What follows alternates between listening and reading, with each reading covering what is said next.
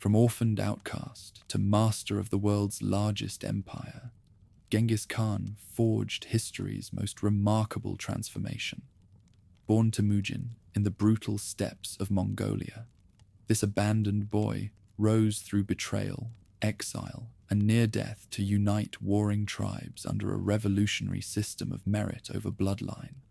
Witness his stunning military innovations that shattered ancient kingdoms, sent millions to their graves, and created a vast domain stretching from the Pacific to Europe.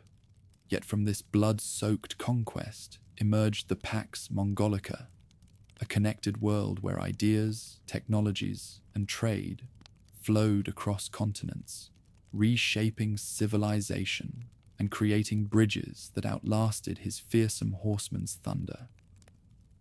He was born into a world of blood feuds and broken alliances, where survival meant drawing a bow before you could grow a beard. The Mongolian grasslands were unforgiving.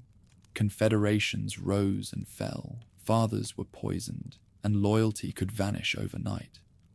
From this chaos came a boy named Temüjin. No one could have imagined that the son of an abandoned widow would rise to command an empire stretching from the Pacific to the gates of Europe.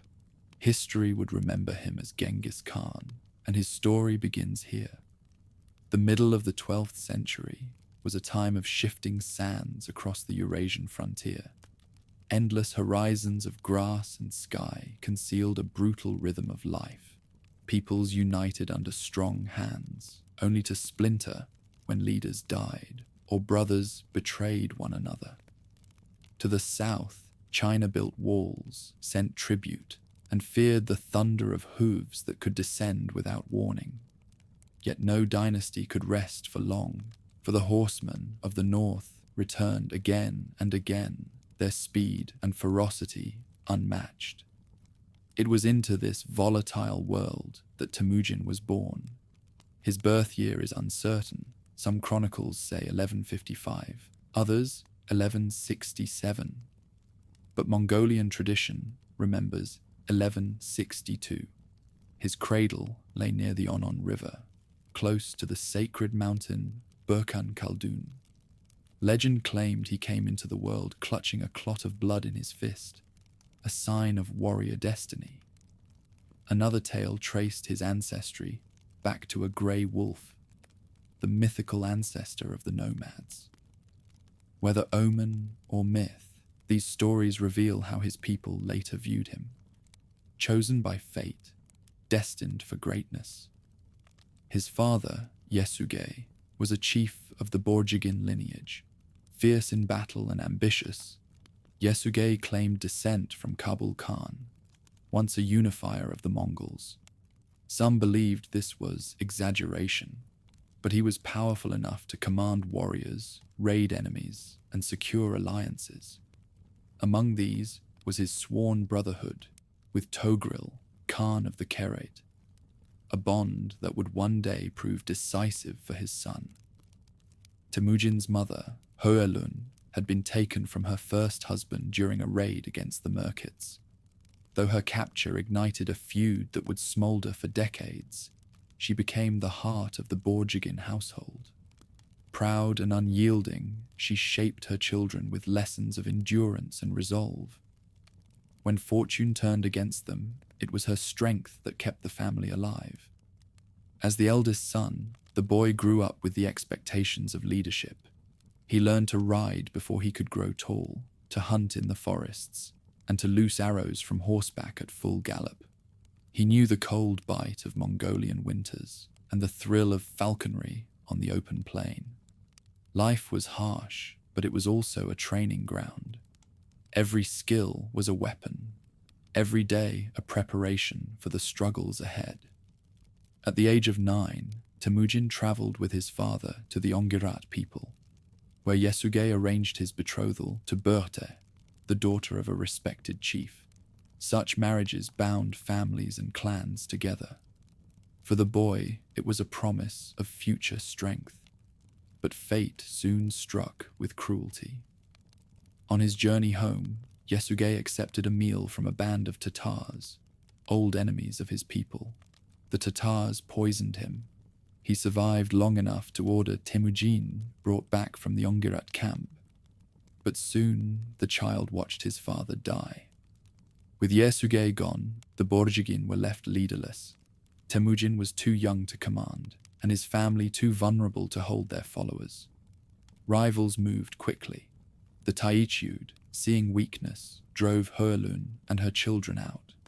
Overnight, they lost their warriors, their herds, and their security. What had been a chieftain's household became a family of outcasts, reduced to digging roots, fishing rivers, and surviving on scraps. The boy's childhood became a crucible. Scarcity bred tension within the family itself. His older half-brothers, Begta and Ögedei, tried to assert dominance. When Begta claimed the best of the family's meager food, the two younger boys, Temüjin and Kasar, struck him down with arrows. Hulagu, furious, reminded them that their real enemies were outside, not within. But the lesson was stark. In a world where weakness invited ruin, even kinship could fracture. Soon after, the Taichud captured the youth. They shackled him with a wooden collar and kept him as a prisoner, a symbol of humiliation. Yet even in chains, his presence was undeniable. One night, when he escaped into the darkness, a guard who saw him chose not to betray him. Struck by the boy's spirit, the man helped him vanish into the grasslands. That escape burned a lesson into his mind. Loyalty could come from choice, not just from blood. As he grew older, he proved this lesson again. When thieves stole the family's horses, Temüjin pursued them with nothing but determination. Along the way, he met Boorchu, a young herder. Without hesitation, Boorchu offered him a fresh mount and joined the chase. They recovered the stolen animals and, more importantly, sealed a bond of brotherhood. Boorchu became his first true companion, followed later by others like Borokul, men who pledged themselves not because of ancestry, but because of the force of his character. These companions were called Möngke, free men who chose their loyalty. In a land fractured by clans, Temüjin was creating something new, a circle of warriors bound by trust in a leader, not by ancestry. By his teenage years, the orphan was already reshaping the rules of survival on the steppe. Still poor, still hunted, he was gathering strength in the shadows. He would soon reclaim Berta as his wife, face devastating raids that tested his resolve, and forge alliances that would determine the fate of nations. The child of hardship was becoming a leader, and though he did not yet carry the name Genghis Khan, the man who would one day bend the world to his will was already beginning to emerge. They took his wife in the night and thought they had taken his future with her.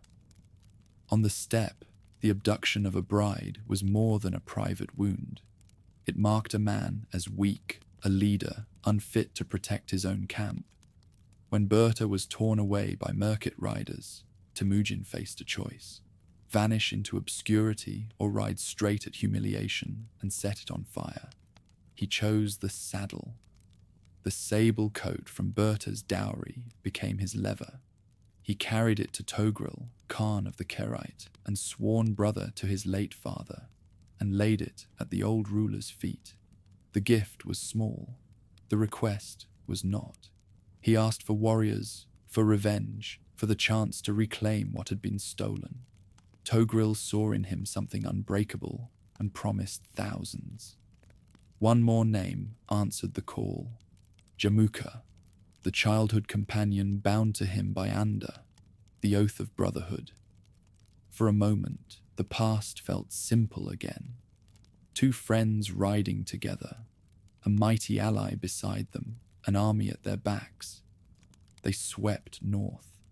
The Merkit bands scattered before the combined force of Kerate and Borjigin, and Berta was pulled from captivity, alive, defiant, and already carrying a child.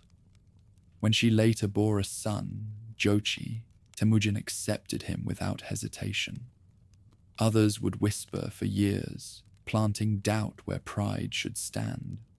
Those murmurs would not die, and one day they would trouble the peace of his household. But for now, the bride had returned. Honor was restored.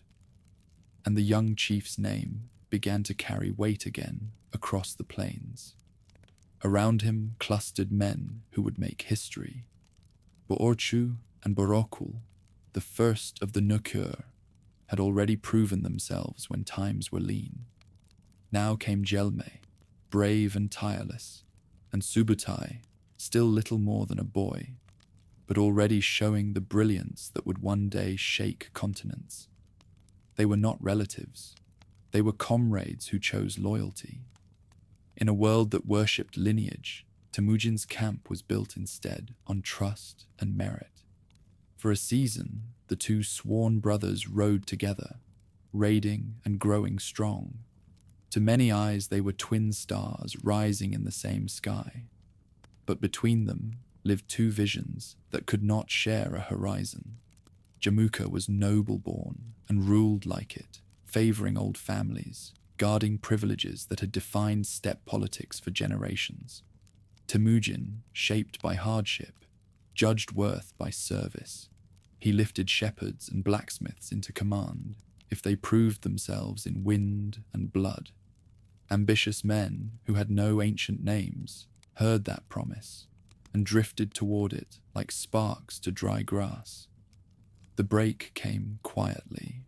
One day, while the allied camps debated where to pitch their tents, Jamuka spoke words that sounded harmless but landed heavy. Berta heard the undertone and warned her husband what it meant. Rivalry was ripening.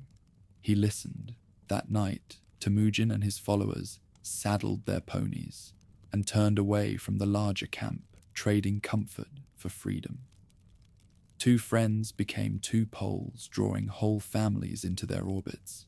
Sides formed quickly.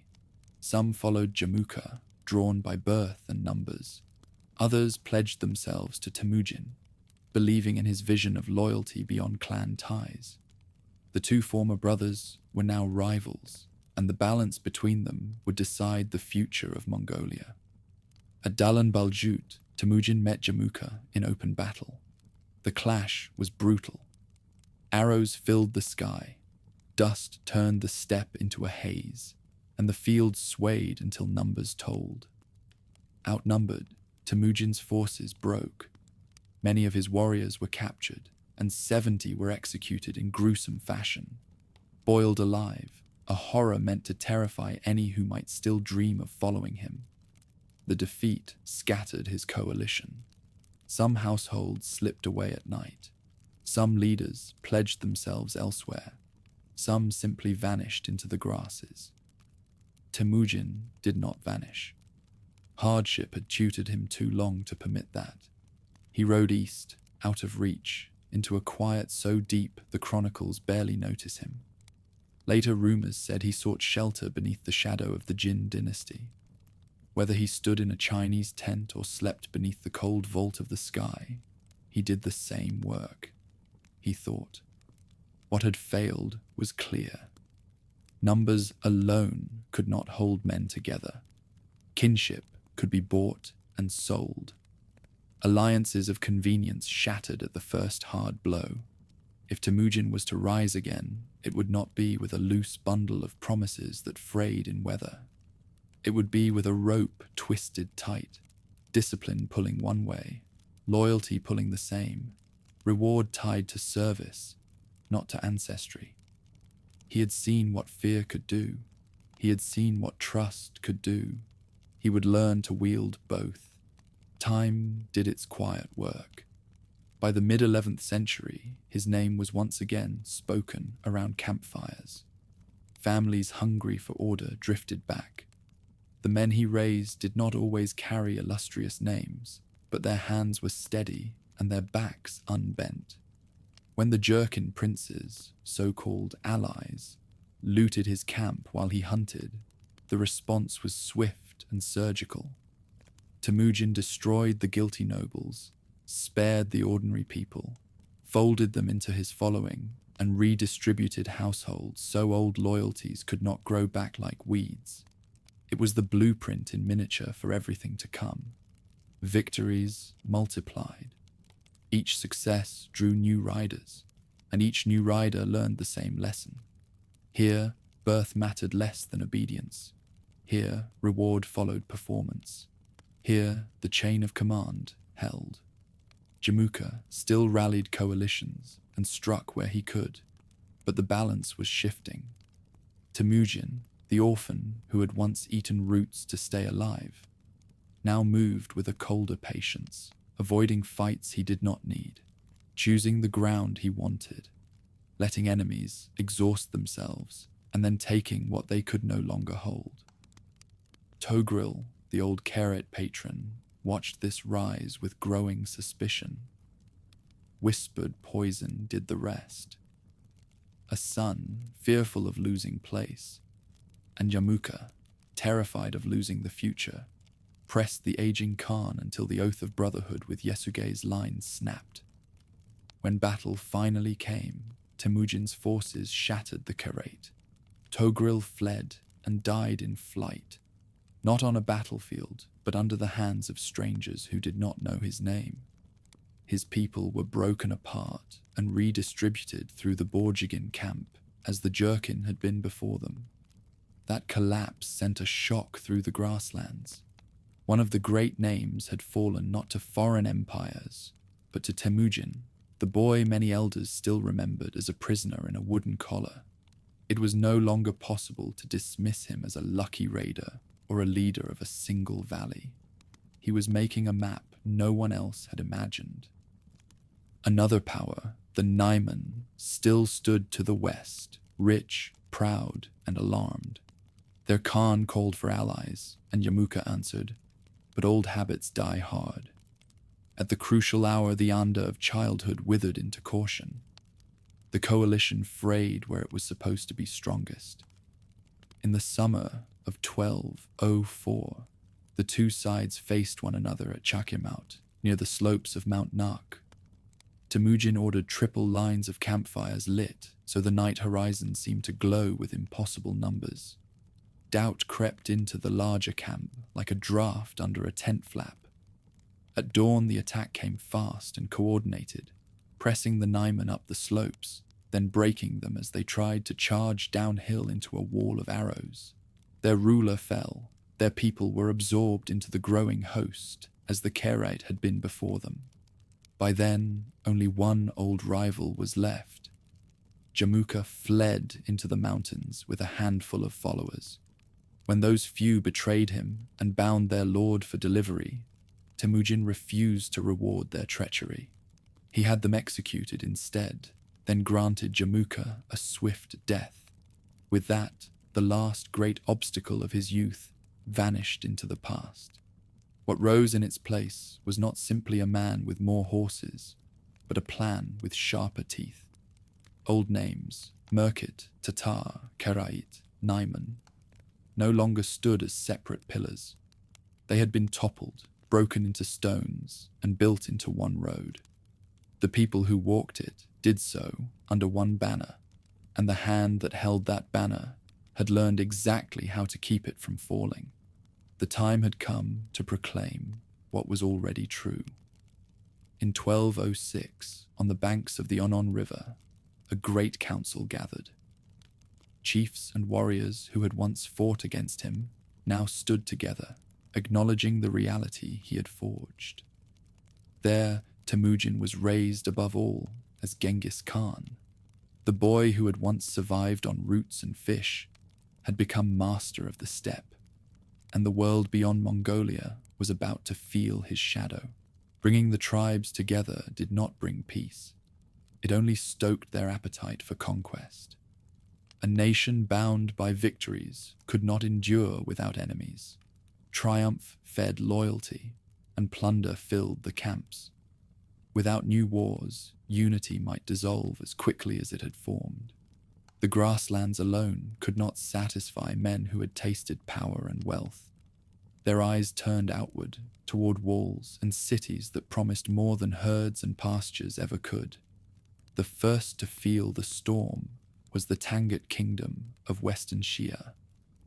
This frontier realm guarded the trade arteries between China and Central Asia. Its strongholds were proud, its rulers confident, its wealth enviable. For the newly crowned Genghis Khan, Western Xia offered both a challenge and an opportunity. If his warriors could crack its defenses, no dynasty could dismiss them as mere raiders again. In 1209, he led his riders into Tangut lands. The horsemen swept across the frontier, striking villages and testing fortresses. The Tangut resisted stubbornly, drawing behind their thick walls. For nomads accustomed to open battle, siegecraft was alien. Yet the Khan proved willing to learn. Captured engineers were forced to build engines. New tactics were copied on the spot. The war culminated in the encirclement of Zhongxing, the Tangut capital. Facing destruction, the Tangut kings submitted, offering tribute and hostages. It was the first time a sedentary dynasty bowed to the authority of the steppe. That victory emboldened the Mongol ruler, but his gaze was already fixed on a greater prize. North of the Yellow River stood the Jin dynasty, masters of northern China. For decades they had manipulated the clans, playing one tribe against another. Years earlier, they had dismissed Temüjin as a minor nuisance, granting him a token title. Now, with Mongolia united, he prepared to show them the cost of that disdain. The Jin realm was immense, stretching from Manchuria to the plains along the river. Its population dwarfed that of the nomads. Its armies boasted heavy cavalry, disciplined infantry, and sophisticated siege weapons. Behind high walls lay fortified cities, proud of their wealth and sure of their defenses. For centuries, dynasties like the Jin had regarded steppe people as dangerous but inferior. Genghis Khan intended to prove them wrong. In 1211, he called his warriors to council and declared war. Perhaps 100,000 riders assembled, advancing in several columns. This time, the invaders brought not only bows and ponies, but also siege machines, fire pots, and engineers. Years of conflict had transformed them from raiders into a force capable of sustained invasion. The dynasty responded with vast armies. Confident in their numbers, they moved to confront the nomads in the mountain passes of Yehuling. There, the Khan's mastery of deception was on full display. His troops feigned retreat, lured their opponents into narrow ground, and then struck from multiple sides. The Jin host was annihilated, tens of thousands cut down in the valleys. The road into northern China lay open. The horsemen advanced relentlessly. Villages burned, strongholds fell, and the countryside emptied in terror. The war reached its climax in 1215 with the siege of Zhongdu, the Jin capital, known today as Beijing. Behind massive walls, the defenders held out, unleashing early gunpowder weapons, fire lances that spat flame and metal against the attackers. The siege dragged on, hunger gnawed at the city, and disease spread in both camps. The Khan tightened his grip, choking off supplies and bombarding the walls without pause. At last, Zhongdu fell. It was a ruinous sack. Fires consuming whole quarters, treasures seized, and the people left dead in heaps or driven off in chains. The fall of Zhongdu sent shockwaves across Asia. The steppe horsemen, once dismissed as little more than marauders, had captured one of the greatest cities of China. Though the dynasty still survived in the south, its back was broken. Genghis Khan entrusted the continuing struggle to Mukhali, one of his most loyal commanders. Mukhali proved ruthless and effective, seizing town after town, spreading Mongol control across the northern plains. The dynasty lingered on for 2 more decades, but the balance of power had shifted irreversibly. For the Khan, the war had been both triumph and lesson. He had proven that walls could fall, capitals could burn, and empires could be humbled. Yet he also learned that conquest in China was not swift. The wealth of the south was immense, but its defenses were deep. To sustain unity, he needed more immediate victories. And so, his thoughts turned west, toward lands rich in trade and vulnerable to sudden assault. The campaigns against Western Xia and the Jin revealed the essence of his genius. He was not content to raid and retreat. He absorbed every lesson, adopted every useful innovation, and wielded terror as deliberately as the bowstring. His enemies saw savagery. His followers saw vision. The horsemen of the steppe were no longer a coalition of clans. They had become a weapon sharper than any empire had faced in centuries. When the smoke lifted from Zhongdu's ruins, the Mongol leader's name was already echoing over deserts and mountains. Western Xia had bent the knee. The Jin capital lay in ashes, and his fame had begun to spread beyond Asia. To his people, he was no longer just the man who had united them. He was the conqueror of cities, the breaker of dynasties, and his ambition was not finished.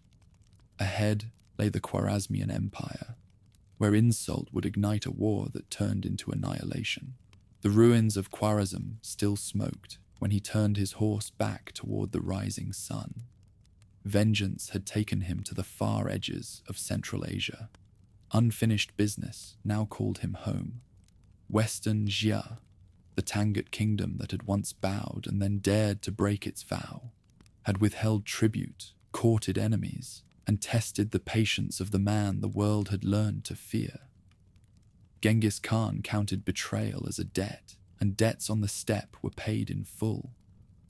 The Tangut realm was smaller than the Jin dominion, but its position was the hinge of empires.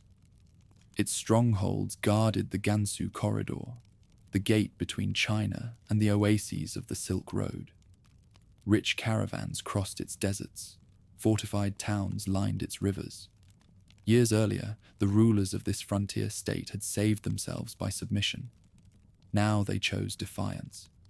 The Khan did not forgive the same sin twice. In 1226, the banners moved. Columns of riders poured through the Hexi region, moving with the old, familiar speed. Karakoto fell, then Lingwu. Crops burned in their fields. Wells were seized. Roads were choked with refugees. This was not a raid. It was a narrowing circle. Every week brought another fort under Mongol control, another settlement emptied or enslaved, another garrison offered the choice between surrender and extinction. The Tangut fought hard. Their walls were strong, and their soldiers knew siegecraft as well as any in the northwest. But the invaders who had once lived by mobility alone had changed. Engineers marched with the horsemen. Timber was cut and shaped into rams and towers. Slings hurled firepots over parapets. Rivers were diverted to undercut foundations and swamp gates. A generation of war in China and Persia had taught lessons the steppe had never needed before. Now those lessons came due. Somewhere in that hard campaign, fate reached for the conqueror. Accounts differ. One story says he was thrown while hunting wild horses. Another speaks of a fall during a pursuit in broken country. Whatever the cause, the old rider suffered a grievous injury. He hid the pain as long as he could. Few men saw him struggle to mount. Fewer still were allowed near when fever took him at night. He had come to end Tangut defiance, and he meant to finish the work himself. By winter, the ring closed around Zhongxing, the Tangut capital. The air turned knife-cold. The wind scoured the earth clean of sound. Inside the walls, supplies dwindled and tempers frayed. Outside, The besiegers rotated their ranks, kept the fires burning, and battered at the defenses by day and by night. The siege dragged on through the season of hunger, through storms that froze water in the buckets before it reached the lines, through brief thaws that turned the fields to clinging mud and filled the trenches with black water. The ruler on the plain grew weaker. Some chronicles claim he issued orders from a litter and still took counsel in the open wind, refusing to let his commanders see him falter. Others insist he never yielded the saddle, that pride and stubbornness held him upright when bone and muscle could not. What none dispute is the outcome. The Tangut kingdom was broken. Its last capital, ringed and starved, could not hold. In August of 1227, before Genghis finally surrendered, Genghis Khan died. Illness, the lingering damage of a fall, wounds taken in an unseen clash.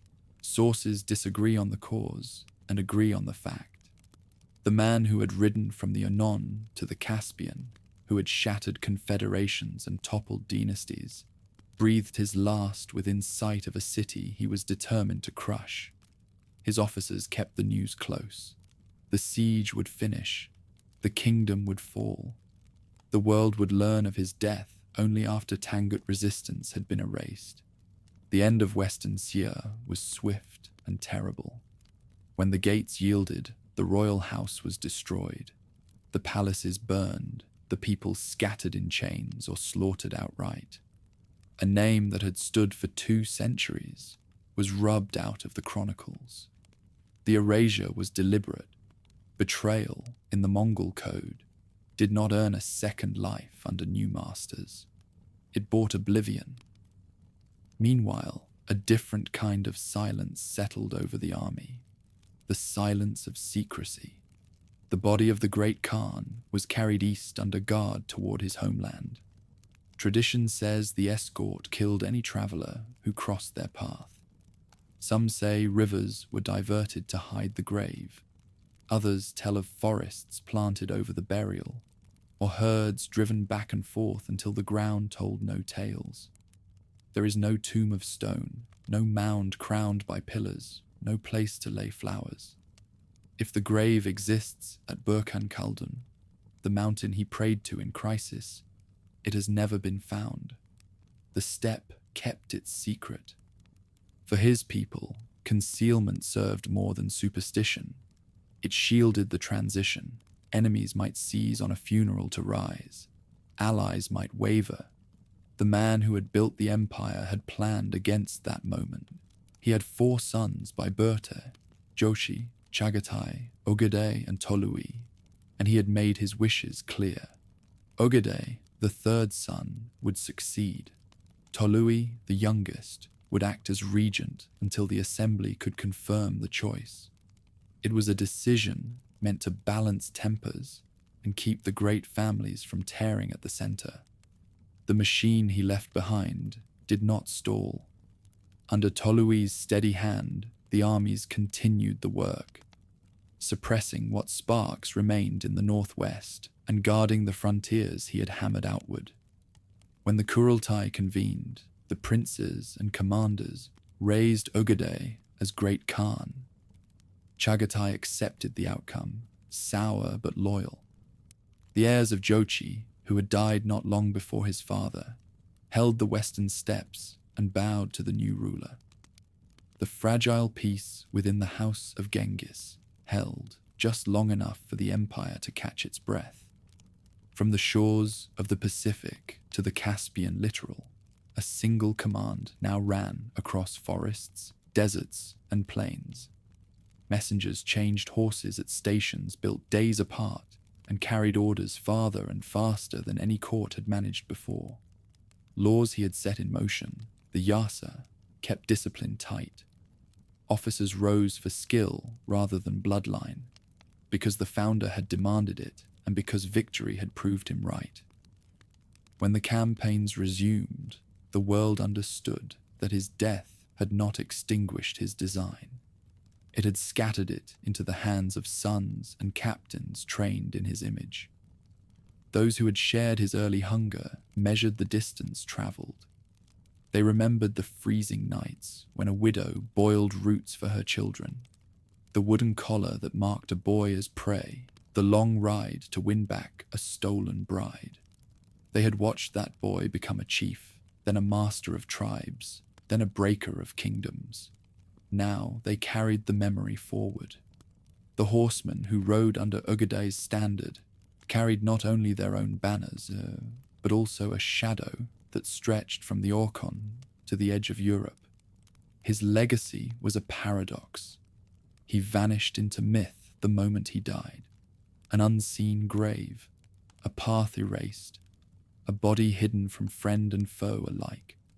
Yet his presence remained everywhere, in ruined walls and rebuilt roads, in the discipline of armies that could cross a continent, in the quiet terror that seized rulers when a dust cloud rose on the horizon. The founder's story ended outside Zhongxing. The empire he imagined did not end at all. It deepened.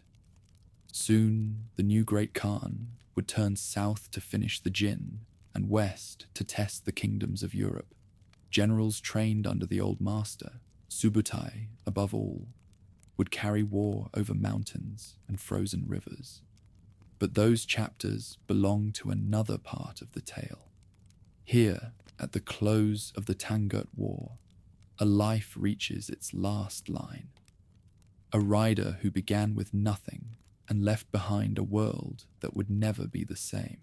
When Ögedei was lifted as Great Khan, many on the steppe expected the empire to split along old seams. The founder was gone. Rivals remained. The world had seen such unions crumble before, yet the structure his father built, merit over birth, law over whim, loyalty bound upward to a single throne, held. And with stability came motion. The new ruler did not intend to guard borders. He meant to move them. The northern empire of the Jin still stood between the Mongols and the rich riverlands of China. It had endured sieges, lost a capital, and bled soldiers for years, but its strongholds and rivers still blocked the road south.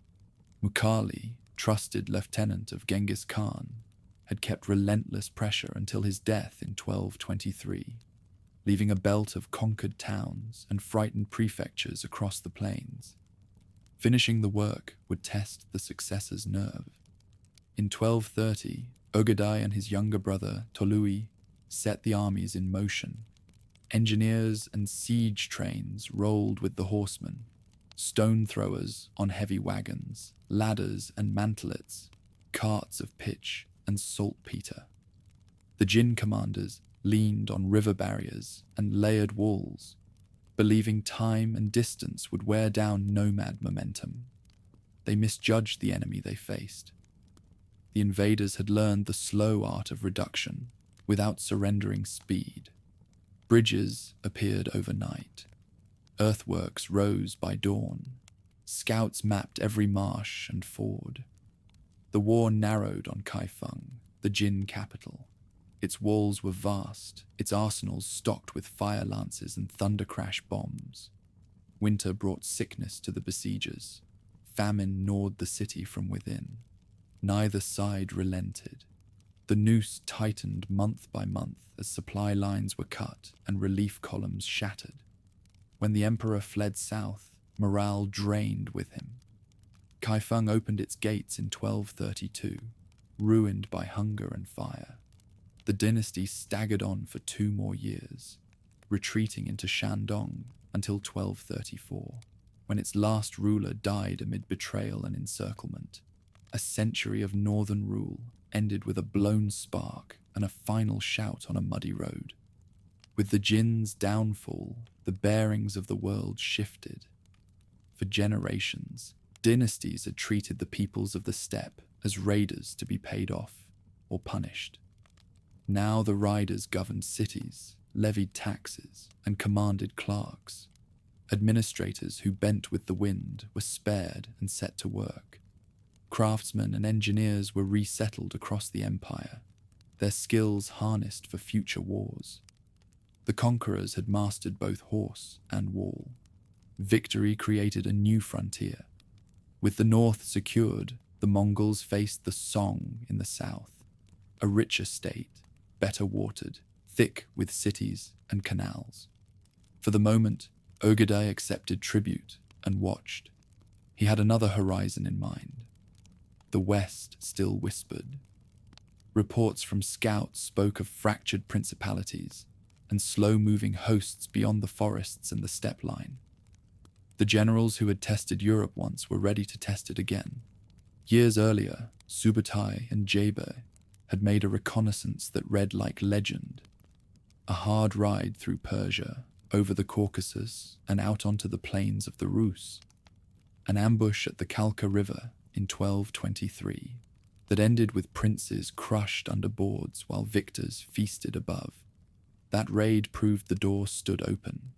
With China reeling and the Jin finished, the time had come to walk through. In 1236, a grand army moved west under Batu, son of Jochi, with Subutai commanding the design. The Rus principalities were wealthy but quarrelsome, each prince guarding his own walls, each slow to aid the next. Against a single will directing converging columns, disunity was a sentence. Ryazan fell first, its streets washed clean by fire. Vladimir followed, its churches blackened and roofless. Moscow, then a small town by the river, was taken and left smoking. Snow and forest did not save the defenders. The invaders hauled sledges and spare mounts, crossed frozen waterways as if they were roads, and fought in conditions that paralyzed their opponents. Kiev stood as the jewel on the Dnieper, center of faith and trade. In 1240, the walls went down under engines and fire, and the city died screaming. Chroniclers wrote of icons trampled in ash, and bells torn from belfries to be melted into ingots. The lesson carried on the winter wind. Resistance meant ruin. Batu and Subutai did not stop at the Dnieper. They split their momentum like a blade. One edge turned north and struck Poland. At Legnica in 1241, a coalition of knights charged, heavy with mail and confidence. The riders from the east gave ground, drew the nobles into a killing field, and then closed from the flanks under a screen of smoke and dust. Standards fell, Europe's defenders broke. At the same time, the other edge of the blade swept into Hungary. King Bela IV gathered a vast host on the plains by the Sajo. In the darkness before dawn at Mohi, engineers threw bridges across the river, while archers needled the camp. When light came, Subutai's plan unfolded from multiple directions. Envelopment became slaughter.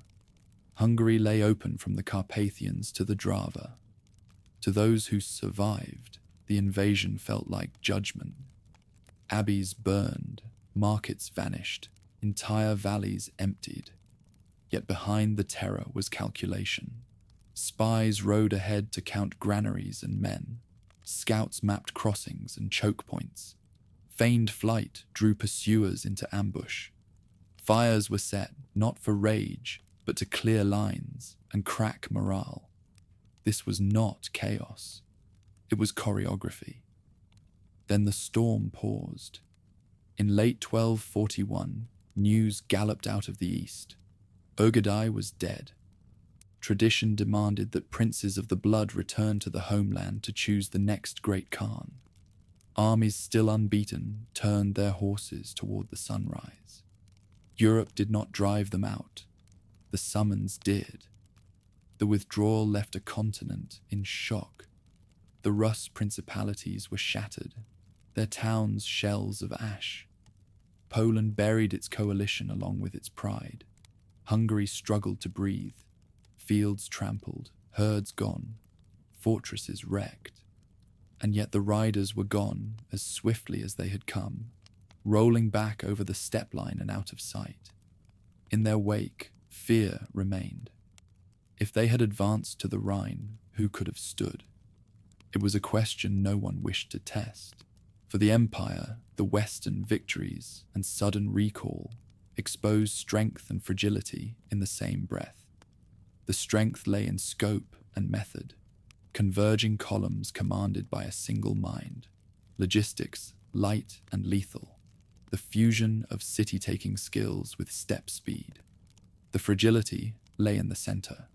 Expansion still depended on a living sovereign to bind ulus and princes to one plan. Without a named hand on the reins, momentum bled into argument. Even so, the machine did not fall apart. The laws set down in Genghis Khan's time, the courier posts strung like beads across the grasslands, the habit of promoting men for competence rather than ancestry. These kept the wheels from coming off, while the court prepared to choose a successor. Batu held the west and waited.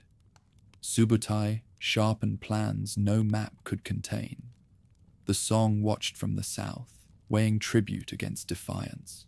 In the north, conquered prefectures learned the rhythms of a new administration. Taxes gathered with a mailed hand, corvée organized with a clerk's pen. By the time snow melted from the high passes, the picture of Ögedei's reign was clear. He had consolidated what his father seized, broken the Jin beyond repair, and pushed the frontier of fear to the Vistula and beyond. He delegated more than he led in person, but he listened to the right men and kept the center calm enough to sustain wars at the edges. Under him, the empire proved it could take capitals and cross continents in the same breath. The riders would come again, under another master, and Europe would hear hooves in its sleep for years. In China, the southern dynasty would learn that tribute only delays the inevitable. But those are later chapters. This one closes on a ruler who steered a storm. He did not start and left behind a horizon still moving. Under Ögedei, the bow met the catapult, the saddle met the ledger, and the empire learned to conquer not just land, but time. As soon as the West learned of Ögedei's death, the Mongol momentum broke, sudden as a bowstring cut. Victorious armies pulled back from Hungary and Poland, not because they had been defeated, but because tradition demanded the princes return east to elect a new great Khan. Europe was spared by ritual, not resistance. Behind the withdrawal lay a deeper truth. For all its power, the empire still depended on the life of a single sovereign. Without one, even the greatest conquest could not be sustained. Ögedei had been a steady hand, less flamboyant than his father, but trusted to listen and delegate. With him gone, the throne stood empty, and rivals stirred. His widow, Töregene, acted swiftly. As regent, she placed her allies in key offices and began preparing the ground for her son, Guyuk. It was a bold move. For 5 years, the most powerful empire on earth was directed by a woman. Ambitious, cunning, and ruthless, Töregene maneuvered through the rivalries of princes and generals, holding the empire together long enough to arrange her son's election. In 1246, the Kurultai convened.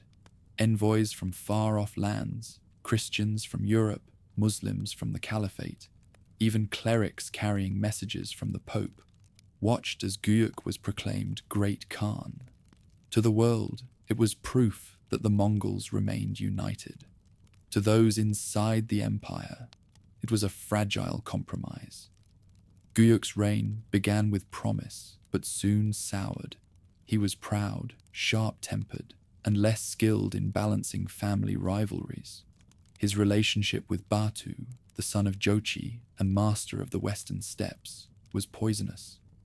Batu's golden horde controlled vast lands in Russia and beyond, and his power rivaled that of the throne itself. Guyuk demanded Batu present himself at court. Batu, wary of assassination, refused. Civil war loomed, but fate cut short the quarrel. In 1248, as Guyuk marched west with his army, he fell ill and died. Whispers of poison spread, though none could prove it. With his death, the throne was vacant once more. Twice in less than a decade, the empire had been leaderless. Twice its unity had shuddered on the edge of fracture. Now the balance shifted toward Batu. Though he had no interest in ruling from Karakorum, his influence was immense. He backed the candidacy of Möngke, eldest son of Tolui and Sorgagtani Beki. The widowed princess had long played the game of empire with unmatched subtlety. She was Christian by faith, Mongol by blood, and formidable in politics. She placed her sons carefully, built alliances patiently, and when the moment came, her preparation bore fruit. In 1251, Möngke was raised as Great Khan. For the first time, the empire passed to the line of Tolui, rather than to Ögedei's heirs. The shift was decisive. Sorgagtani's diplomacy, Batu's support, and Möngke's reputation for fairness and resolve carried the day. The new ruler inherited an empire at its widest reach, but also its most fragile. From Korea to the Carpathians, subject peoples murmured rebellion. Within the royal family, rival branches still seethed. The first task was to consolidate authority. Möngke acted quickly. Those who resisted were eliminated in purges. Conspirators loyal to the Ögedei line were executed or stripped of power. It was a harsh beginning, but it left the throne secure. With unity restored, expansion resumed. Möngke shared his grandfather's vision of empire without borders. He summoned his brothers to carry the storm forward. Kublai against the Song dynasty in southern China, Hulagu against the Caliphate and the kingdoms of the Middle East. Subutai, though old, was still planning campaigns, and a younger generation of generals followed his example.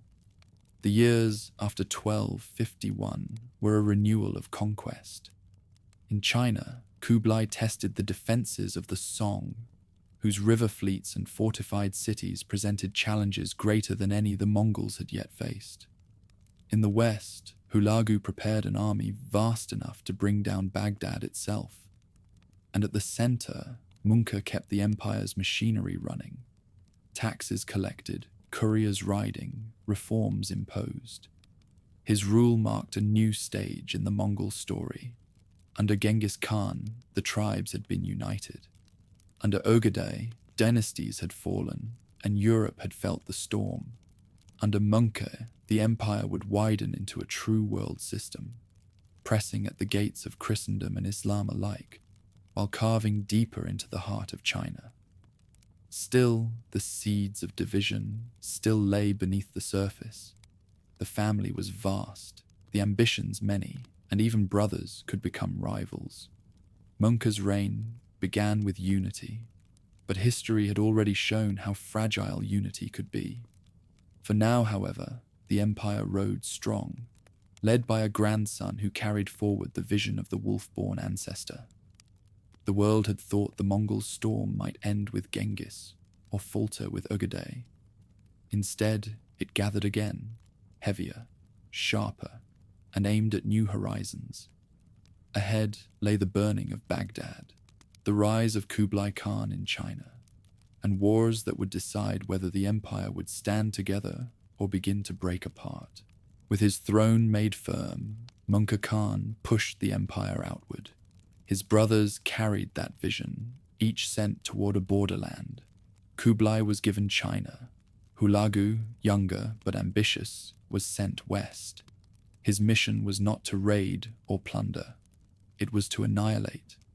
The Islamic world had long been divided, its rulers quarreling as the Mongol tide advanced. Möngke meant to shatter those powers and open the road to the Mediterranean. Hulagu left Mongolia in 1253, at the head of one of the largest armies the steppe had ever gathered. Tens of thousands of riders rode beside siege engines hauled on wagons. Chinese engineers marched alongside Persian auxiliaries.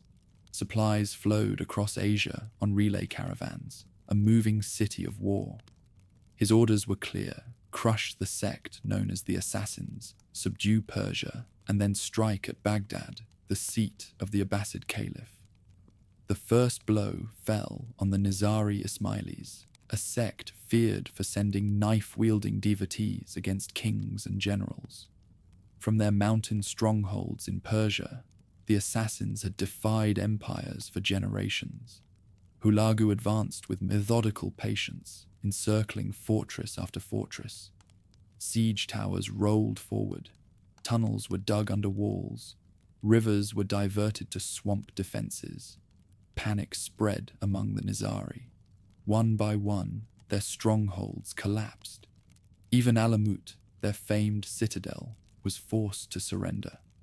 Its libraries and treasures were destroyed, its leaders executed.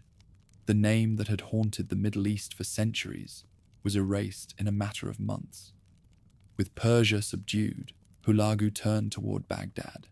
The city was the jewel of the Islamic world. Once the seat of Harun al-Rashid, it was a center of trade, scholarship, and faith, its palaces and mosques known across continents. But by the 1250s, its rulers had grown complacent. The Caliph, al-Mustazim, dismissed warnings of the approaching Mongols. He believed the capital's size and sanctity would protect it, and that Muslim rulers from Syria and Egypt would rally to his defense. He was wrong. In 1257, the Mongol columns converged on Mesopotamia.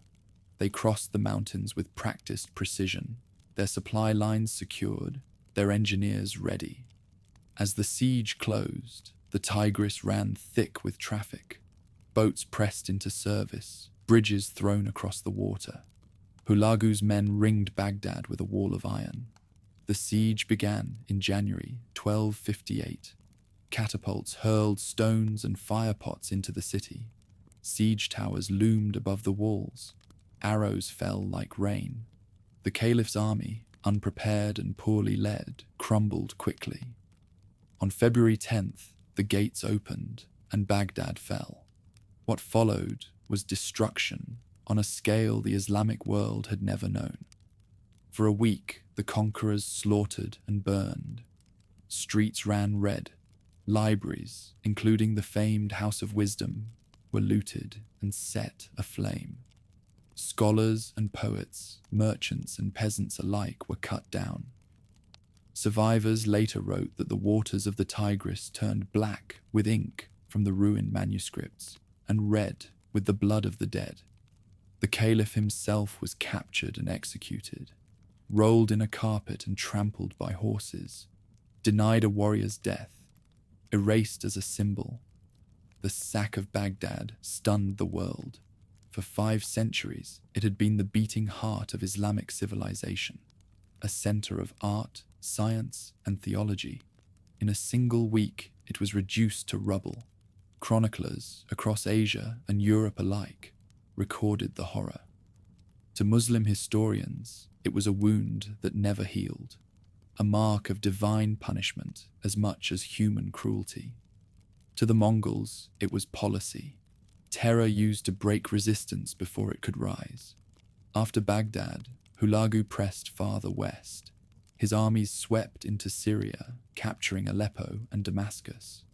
The old Crusader states, already shadows of themselves, looked on in dread. Christian princes, oddly, sometimes welcomed Hulagu, for he was married to a Nestorian Christian woman and spared churches even as he leveled mosques. To the Mamluks of Egypt, however, he was a mortal threat. Just as Hulagu prepared to drive deeper into the heart of Islam, news came from the east. Möngke Khan was dead. The empire once again stood on the edge of a succession crisis. Tradition demanded Hulagu turn back, just as Batu and Subutai had been forced to leave Europe when Ögedei died years earlier. He withdrew with much of his army, leaving only a smaller force behind. In 1260, at Ain Jalut in Palestine, that remnant met the Mamluks and suffered the first major defeat the Mongols had ever endured. Still, the damage had been done. The assassins were destroyed. Baghdad was gone. The Abbasid Caliphate, the symbol of Islamic unity, had been erased. Hulagu carved out his own dominion in Persia, a khanate that would endure for a century as part of the greater Mongol world. The sack of Baghdad marked the high tide of Mongol terror in the west. No empire, no city, no faith had seemed beyond their reach. The armies of Hulagu had carried the wolf banner from the mountains of Persia to the gates of Egypt. And while his withdrawal spared Cairo and Mecca, the lesson was already written in the ashes of Mesopotamia. The Mongols could break even the greatest civilizations in a single season. For the wider empire, Hulagu's campaign revealed both strength and vulnerability. Strength in the ability to destroy powers thought untouchable. Vulnerability in the way each ruler's death pulled armies back from the brink of total conquest. The world was learning that Mongol unity was as deadly as Mongol arrows, and that fractures within the royal family could halt the storm as surely as any fortress wall. As Hulagu settled into Persia, his brother Kublai was carving his own path in the east, pressing against the Song dynasty of China. There, another chapter was opening, one that would transform not just the steppe, but all of Asia. While Hulagu's banners cast shadows across the ruins of Baghdad, another son of Tolui was carving his path in the east. Kublai Khan, grandson of Genghis, had been entrusted by Möngke with the task of subduing the Song dynasty in southern China. If the west had been shattered by Hulagu's fire, the east would be transformed by Kublai's ambition. The Song dynasty was not like the Tangut or the Jin. Its lands stretched across the fertile valleys of the Yangtze, its cities rich and ancient, its scholars steeped in bureaucracy and art. It had gunpowder weapons, river fleets, and fortified towns that dwarfed anything the steppe had known. Where the Jin had relied on brute force and walls, the Song had perfected the art of defense and supply. Conquering them would require more than terror. It would require adaptation. Kublai had always been different from his brothers. He admired Chinese learning and surrounded himself with advisors who knew the ways of government and war. He built schools, promoted Confucian scholars, and showed respect for local traditions. Many in Karakoram muttered that he was becoming too Chinese. But in the south, these gestures won him allies. Unlike most of his kin, Kublai understood that to rule China, he could not only break it, he had to govern it.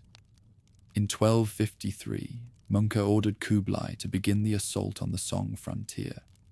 The first strikes targeted Yunnan and Dali, kingdoms guarding the approaches from the southwest. Their defeat secured the flank and opened a passage into the heart of the Song realm. From there, the Mongols advanced carefully, testing river defenses, storming strongholds, and forcing submission from prefectures that had once paid tribute to Kaifeng. The war was grinding. Rivers, canals, and marshes slowed the horsemen. The Song deployed massive warships, each bristling with crossbows and fire lances. Bridges had to be built and rebuilt, supplies ferried across torrents. For the nomads, who had once lived by speed alone, it was a new kind of war. But Kublai absorbed every lesson. Siege engineers and naval specialists from across Asia were drafted into service. Chinese officials were employed to organize taxation and supply. Slowly, the invaders learned to match the empire they sought to conquer. While Kublai pressed in the south, Möngke personally led armies against the Song heartlands. In 1259, the Great Khan himself rode into battle near the Yangtze, determined to finish the conquest. But fate intervened. Möngke fell ill during the campaign and died, leaving the empire once again leaderless. The news rippled across Asia. Hulagu halted in the west. Armies in the north paused their advance. And in the south, Kublai found himself at a crossroads. He was far from the capital when messengers brought word of his brother's death. Immediately, factions formed. Ögedei, another brother, remained in Karakorum and claimed the throne with the support of many traditionalists. Kublai, camped in China and surrounded by advisors steeped in Confucian ideals, had his own claim. The succession would not be decided by council alone. It would be tested in civil war. Kublai withdrew from the Song front to secure his power. In 1260, at his own assembly, he was proclaimed Great Khan. The realm was split, Ögedei in the old capital, Kublai in the east. Armies clashed across Mongolia and North China, the empire itself tearing at the seams. After 4 years of struggle, Ögedei was defeated, captured, and forced to submit. Kublai emerged as master of the empire, but not of its unity. In practice, the vast domains ruled by Batu's descendants in Russia, Hulagu's heirs in Persia, and other branches of the family no longer bent easily to Karakorum. The empire was fragmenting, even as its reach extended farther than ever. Kublai now turned fully to China. Unlike his grandfather, he did not treat it as a land to plunder and abandon. He made it the center of his rule. In 1264, he shifted his capital from Karakorum to Kanbalik, modern Beijing. The move symbolized his vision, not just a steppe empire, but a dynasty rooted in Chinese soil. He adopted the trappings of emperors, took a Chinese reign title, and in 1271 declared the founding of the Yuan dynasty. The war against the Song dragged on for decades, the longest struggle the Mongols ever fought. Song generals resisted fiercely, their fleets contesting the rivers, their fortresses holding out year after year. But the balance tilted steadily. Mongol discipline, superior coordination, and relentless adaptation wore down the defenders. Provinces fell one by one, their officials co-opted or crushed, their people drawn into the imperial machine. The climax came in 1279 at the naval battle of Yarman. The last Song emperor, a child, fled with his court to the southern coast. There, Mongol fleets cornered them. Fire ships set the river ablaze. Towers on barges rained arrows onto the enemy decks. Surrounded and hopeless, the child emperor's guardian leapt into the sea with him in his arms. With their deaths, the Song dynasty ended, and for the first time in history, all of China was ruled by outsiders. Kublai had achieved what no conqueror before him had done. He had not only subdued China, he had made it the heart of his empire. The Yuan dynasty stood as the most powerful state on earth, ruling tens of millions across cities and farms, mountains and coasts. Trade flowed along the Silk Road and across the seas. Envoys from distant lands, Persians, Italians, even emissaries from the Pope, walked the streets of his capital. Yet his triumph carried its own cost. By embracing Chinese rule, Kublai alienated many Mongol nobles who saw him drifting from the old ways. By claiming the throne against Ögedei, he deepened the cracks in the empire, leaving the western Khanates increasingly independent. Under him, the Mongol world reached its widest extent, but also began to fracture into separate realms. Still, for contemporaries, it was Kublai's vision that defined the age. Hulagu had destroyed Baghdad, but Kublai had built a dynasty. He turned the conqueror's legacy into an empire of administration, law, and trade. He had carried the wolf banner into the wealthiest land in Asia and planted it there for good. From the burning of Baghdad to the drowning of the last Song emperor, the Mongol storm had reshaped the known world. Under Kublai Khan, it no longer rode only to destroy. It ruled, while Hulagu's banners cast shadows across the ruins of Baghdad. Another son of Tolui was carving his path in the east.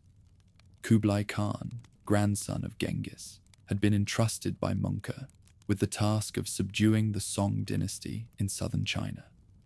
If the west had been shattered by Hulagu's fire, the east would be transformed by Kublai's ambition.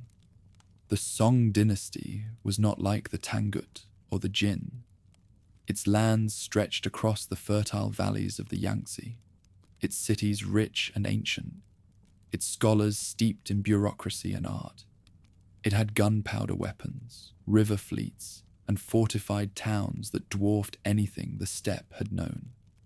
Where the Jin had relied on brute force and walls, the Song had perfected the art of defense and supply.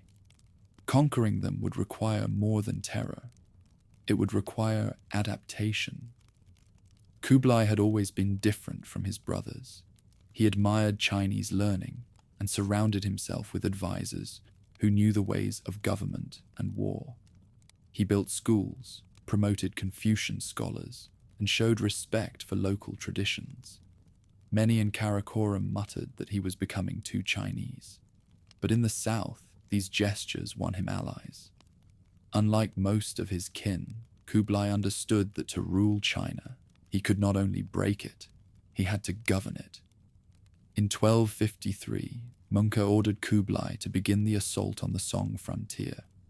The first strikes targeted Yunnan and Dali, kingdoms guarding the approaches from the southwest.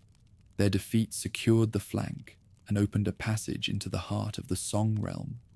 From there, the Mongols advanced carefully, testing river defenses, storming strongholds, and forcing submission from prefectures that had once paid tribute to Kaifeng. The war was grinding. Rivers, canals, and marshes slowed the horsemen. The Song deployed massive warships, each bristling with crossbows and fire lances. Bridges had to be built and rebuilt, supplies ferried across torrents. For the nomads, who had once lived by speed alone, it was a new kind of war. But Kublai absorbed every lesson. Siege engineers and naval specialists from across Asia were drafted into service. Chinese officials were employed to organize taxation and supply. Slowly, the invaders learned to match the empire they sought to conquer. While Kublai pressed in the south, Möngke personally led armies against the Song heartlands. In 1259, the Great Khan himself rode into battle near the Yangtze, determined to finish the conquest. But fate intervened. Möngke fell ill during the campaign and died, leaving the empire once again leaderless. The news rippled across Asia. Hulagu halted in the west. Armies in the north paused their advance. And in the south, Kublai found himself at a crossroads. He was far from the capital when messengers brought word of his brother's death. Immediately, factions formed. Ögedei, another brother, remained in Karakoram and claimed the throne with the support of many traditionalists. Kublai, camped in China and surrounded by advisors steeped in Confucian ideals, had his own claim. The succession would not be decided by council alone. It would be tested in civil war. Kublai withdrew from the Song front to secure his power. In 1260, at his own assembly, he was proclaimed Great Khan. The realm was split, Ögedei in the old capital, Kublai in the east. Armies clashed across Mongolia and North China, the empire itself tearing at the seams. After 4 years of struggle, Ögedei was defeated, captured, and forced to submit. Kublai emerged as master of the empire, but not of its unity. In practice, the vast domains ruled by Batu's descendants in Russia, Hulagu's heirs in Persia, and other branches of the family no longer bent easily to Karakoram. The empire was fragmenting, even as its reach extended farther than ever. Kublai now turned fully to China. Unlike his grandfather, he did not treat it as a land to plunder and abandon. He made it the center of his rule. In 1264, he shifted his capital from Karakorum to Kanbalik, modern Beijing. The move symbolized his vision, not just a steppe empire, but a dynasty rooted in Chinese soil. He adopted the trappings of emperors, took a Chinese reign title, and in 1271 declared the founding of the Yuan dynasty. The war against the Song dragged on for decades, the longest struggle the Mongols ever fought. Song generals resisted fiercely, their fleets contesting the rivers, their fortresses holding out year after year. But the balance tilted steadily. Mongol discipline, superior coordination, and relentless adaptation wore down the defenders. Provinces fell one by one, their officials co-opted or crushed, their people drawn into the imperial machine. The climax came in 1279 at the naval battle of Yarman. The last Song emperor, a child, fled with his court to the southern coast. There, Mongol fleets cornered them. Fire ships set the river ablaze. Towers on barges rained arrows onto the enemy decks. Surrounded and hopeless, the child emperor's guardian leapt into the sea with him in his arms. With their deaths, the Song dynasty ended, and for the first time in history, all of China was ruled by outsiders. Kublai had achieved what no conqueror before him had done. He had not only subdued China, he had made it the heart of his empire. The Yuan dynasty stood as the most powerful state on earth, ruling tens of millions across cities and farms, mountains and coasts. Trade flowed along the Silk Road and across the seas. Envoys from distant lands, Persians, Italians, even emissaries from the Pope, walked the streets of his capital. Yet his triumph carried its own cost. By embracing Chinese rule, Kublai alienated many Mongol nobles who saw him drifting from the old ways.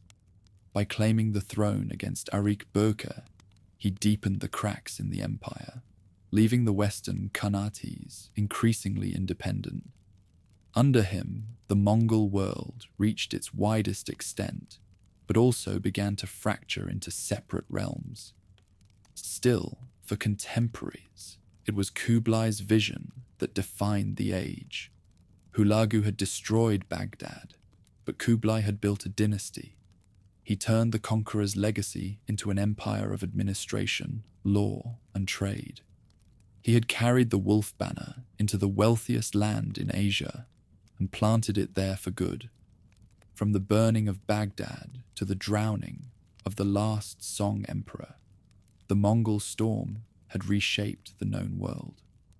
Under Kublai Khan, it no longer rode only to destroy. It ruled. The Mongol Empire was never toppled in one sudden blow.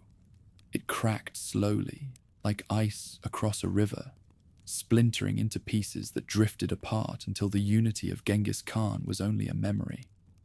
From the palaces of Beijing to the steppes of Russia, the heirs of the conqueror struggled to govern what had once been won at arrow's point. Cities and farmlands that had endured centuries of native dynasties now tested their foreign rulers. And in the 14th century, the tide turned. The Yuan dynasty in China was the largest prize, and the first to slip away. Kublai Khan had built a throne among the Chinese, founded a dynasty, and claimed the mandate of heaven. But his successors lacked his vision. Timur, his grandson, inherited the empire in 1294. Though he maintained fragile peace, his reign showed early cracks. Later emperors stumbled from one intrigue to another, rising and falling in rapid succession. The court of Beijing became a hive of corruption, dominated by factions competing for influence. Taxes rose sharply, pressed hardest onto the farmers who could least bear them. Fields along the Yellow River flooded after dikes collapsed, while drought struck other provinces. Whole villages starved, and refugees wandered the countryside.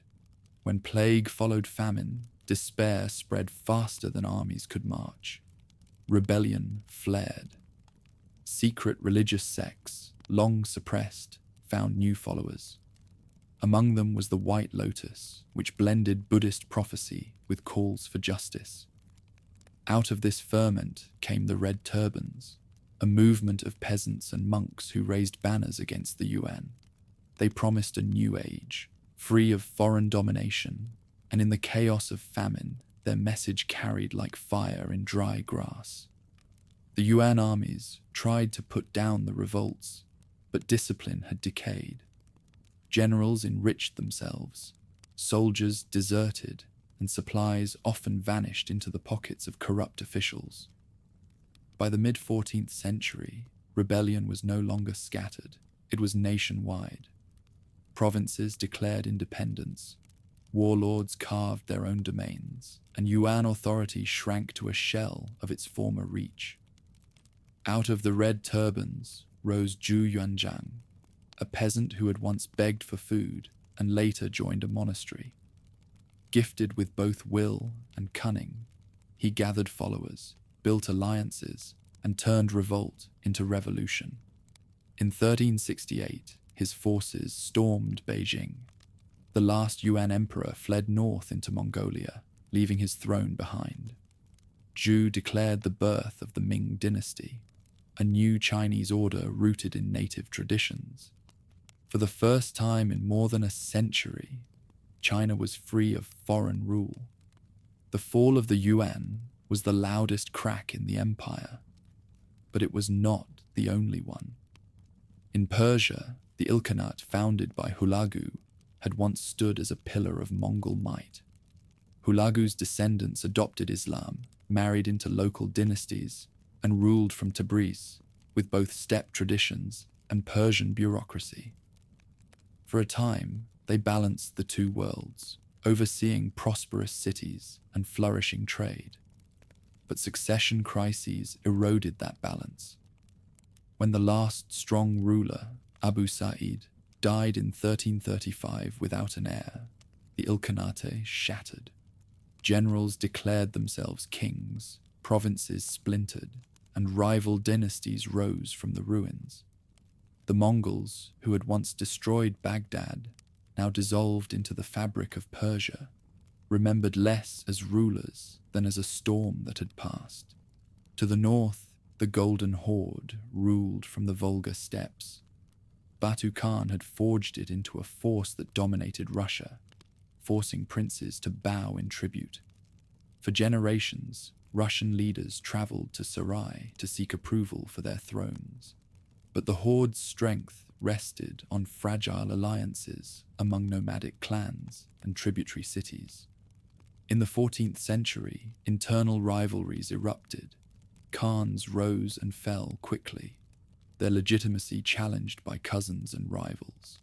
At the same time, the Russian principalities, especially Moscow, grew more confident. They still paid tribute, but they were learning to resist. In 1380, long after the empire had fractured, the Russians would strike back at Kulikovo Field, signaling that the age of Mongol dominance in the north was waning. The Chagatai Khanate, spanning Central Asia, fared no better. Its lands held the arteries of the Silk Road, but constant infighting weakened trade and fractured authority. Rival Khans fought for supremacy, each backed by shifting coalitions of nomads and city dwellers. Islam gained ground among rulers and subjects alike, reshaping the Khanate's identity. The once stable passage between East and West became a gauntlet of tolls, raids, and shifting allegiances. By the mid-14th century, the Chagatai realm was Mongol in name only. As the Khanates faltered, the world they had created also began to close. The Pax Mongolica, which had carried merchants and envoys safely across continents, broke down. Caravan routes once guarded by imperial seals now faced banditry. Wars among rival heirs disrupted trade and made travel perilous. The same roads that had once carried silk and spices across Eurasia now carried the Black Death, sweeping from Central Asia to the ports of Europe, killing millions. The empire that had connected the world had also given it a plague. Even in decline, the Mongols left legacies that could not be erased. In Persia, architecture and literature bore their mark. In Russia, centuries of Mongol domination shaped the rise of Moscow and the centralization of power. In China, the Yuan dynasty introduced systems such as paper money and a postal relay that the Ming would continue, even as they condemned the barbarian rule of their predecessors. By the late 14th century, the empire of Genghis Khan was gone. The Yuan had retreated to the steppe. The Ilkhanate had collapsed. The Chagatai realm was in chaos. The Golden Horde lingered, but its grip weakened year by year. What had once been a single empire stretching from the Pacific to the Mediterranean was now a patchwork of successor states, each fighting for survival. The storm had passed, but the memory of its fury remained. Chroniclers across Asia and Europe told stories of fire, terror, and conquest. Legends of Genghis Khan lived on, sometimes as a demon sent to punish, sometimes as a hero chosen by heaven. His descendants still ruled Fragments, but the dream of a united Mongol empire was finished. And still, in the decades to come, echoes of the old storm would rise again. From the same Central Asian steppes that had birthed Genghis Khan, a new conqueror would emerge, Timur, known in the West as Tamerlane, who claimed descent from the Mongols and sought to rebuild their empire in his own image. But that belonged to another chapter of history. The world had already been reshaped, and the age of Mongol supremacy was at its end. Genghis Khan's empire had broken into pieces, its great dynasties unraveling in turn. The Yuan had been driven from China. The Ilkhanate had splintered in Persia. The Chagatai realm dissolved into feuds, and the Golden Horde staggered under pressure from Moscow. Yet the world had not forgotten. Across Asia, the memory of the Mongols lingered like thunder after a storm. Their laws, their legends, and their legacy remained. In the late 14th century, from the same Central Asian steppes that had once birthed the Conqueror, a new figure rose, Timur, known in the West as Tamerlane. He was not a descendant of Genghis Khan, but he would wield his shadow as if it were a sword. Timur was born around 1336 near Kesh, close to modern Samarkand in the Chagatai Khanate. He came into a world of chaos. The Mongol domains were splintered, power fractured among squabbling princes and ambitious warlords. Trade routes that had once carried caravans safely across Eurasia now bristled with bandits. Yet the memory of the old empire still carried weight. To rule, a man needed more than force of arms. He needed the aura of Genghis Khan. Timur, though of Turkic origin and not Borjigin blood, claimed legitimacy by marrying into the Chagatai line and styling himself as Gurgen, son-in-law of the house of Genghis. With this borrowed heritage, he draped himself in the mantle of empire. He began as a local warlord, gathering a band of followers in the vacuum left by the fading Chagatai dynasty. Ruthless, cunning, and charismatic, Timur used alliances, betrayals, and sheer violence to carve out his base. By the 1370s, he had secured Samarkand as his capital. From there, he unleashed campaigns that echoed the fury of his supposed ancestor. His methods mirrored the Mongols: speed, deception, and terror. Cities that resisted were annihilated. Survivors were massacred or enslaved. Walls were leveled, pyramids of skulls erected as warnings. Those who submitted found themselves absorbed into his war machine, serving as artisans, engineers, or soldiers. Like Genghis Khan before him, Timur understood that terror was not simply cruelty. It was strategy, breaking resistance before battles even began. From Samarkand, Timur expanded in all directions. To the east, he struck into Central Asia, crushing rivals and securing trade routes. To the south, he invaded Persia, sweeping aside petty dynasties that had replaced the Ilkhuns. He turned west, challenging the Golden Horde on the Volga, defeating its Khan Toktamish and burning Sarai, once the proud capital of Batu. The Golden Horde never recovered. In 1398, Timur crossed the Indus and invaded India. The Delhi Sultanate, weakened by internal strife, could not withstand his assault. The city fell, and its people endured slaughter and ruin. Chroniclers describe rivers of blood, temples and mosques alike looted, and artisans carried back to Samarkand. His campaign left Delhi crippled, a scar that lasted generations. But his most infamous conquest came in 1401 to 1402 against Baghdad. The city, rebuilt after Hulagu's destruction, still held prestige as a center of Islamic culture. Timur showed no mercy. His armies stormed the city, massacred tens of thousands, and raised towers of severed heads as monuments of terror. Scholars and poets were killed or enslaved. Libraries once again burned. To the Muslim world, it was a second trauma, as devastating as Hulagu's sack a century earlier. Not content with Persia and India, Timur turned against the West. In 1402, he clashed with the rising Ottoman Empire at the Battle of Ankara. Sultan Bayezid I, known as the Thunderbolt, commanded one of the strongest Muslim states of the time. Their armies met in Anatolia, and Timur's tactics prevailed. Bayezid was captured alive, humiliated, and kept in a cage until his death.